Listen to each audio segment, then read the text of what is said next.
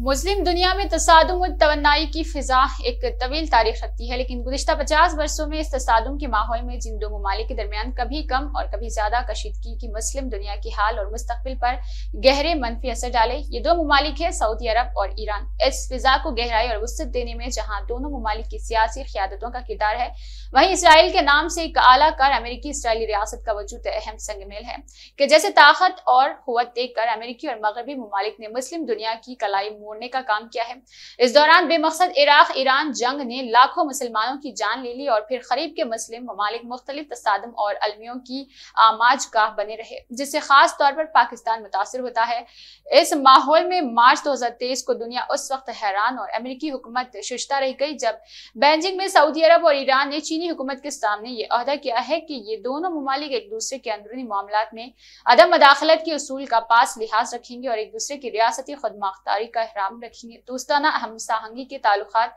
कायम करेंगे, इख्तिलाफात बातचीत से हल करेंगे, खेलों, साइंस, तरक्की और मईशत की मैदानों में ताबुन बढ़ाएंगे। ये ऐलान बीजिंग, रियाज, तेहरान से बवक्त नशर किया गया। उन दोनों ममालिक ने बेचैनी हुकूमत की सालिसी कोशिश की तहसीन की है। सऊदी अरब का दौरा किया गया। फिर फरवरी 2023 में ईरान के सदर इब्राहिम रईसी ने बीजिंग के दौरे में मुस्तकबिल के ताल्लुकात के इस फिजा को बेहतर बनाने में पेशरफ की है। अब यह सऊदी और ईरानी क़यादतों की बालिग नजरी का इम्तिहान है कि वो पुरअमन खिते को वजूद में लाते हैं या फिर नहीं लाते। हजरात का ग्राफ मजीद बुलंद कर दिया गया, जिसे कम करने के लिए ईरानी क़यादत ने सोच विचार की बात ये अमल किया है, जिसके नतीजे में ये अवामी उभार उलझ कर रह गया है और जो इसने शिया सुन्नी मनाक्षी का रूप धार कर लिया है, जिसमें ईरान ने बराह रास्त पेश कदमी करके 2015 में सऊदी अरब की सलामती के लिए मसाइल खड़े कर दिए थे। खरीदारी की हद दर्जा महंगी और नाकाबिले तसव्वुर दौर में उतर गया।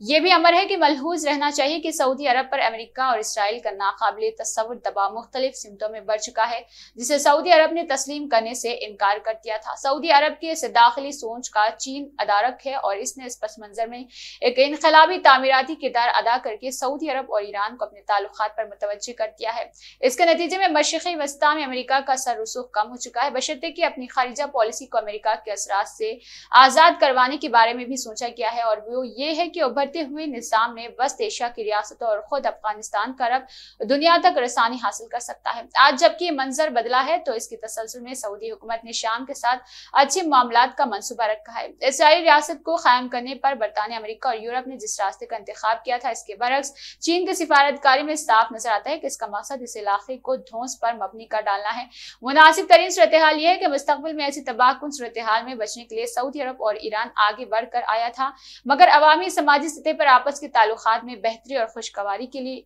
ये अपने आप से दूर हट गए थे। चौथा यह कि चीन की कौमी सलामती को बरकरार रखते हुए वहां